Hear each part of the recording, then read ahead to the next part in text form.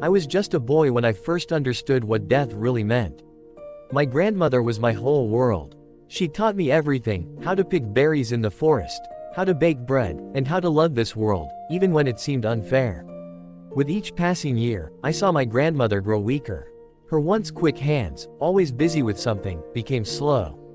She could no longer run with me through the fields and forests like before. But even then, sitting in her chair, one day, she fell and couldn't get up again. The doctor said it was only a matter of time. Everyone around whispered about it, but I heard every word. I didn't want to believe it.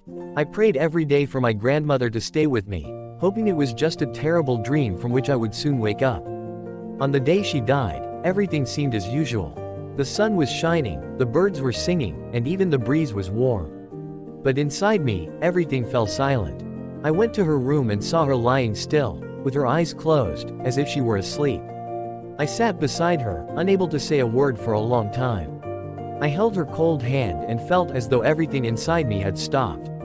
A void enveloped me. I couldn't understand how the world could continue when my world had collapsed. Days passed, and I wandered as if in a fog. People tried to comfort me, but their words felt empty. Only with time did I begin to understand that death is a part of life.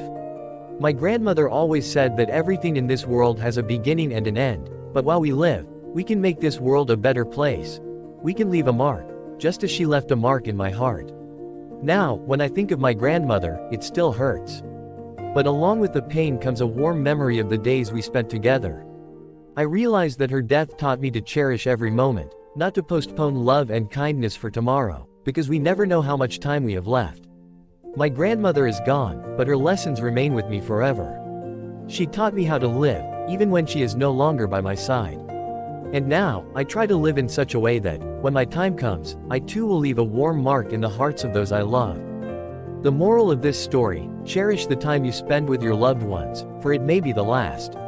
Nothing lasts forever, and so we should not underestimate the fleeting nature of time, thinking it will last forever.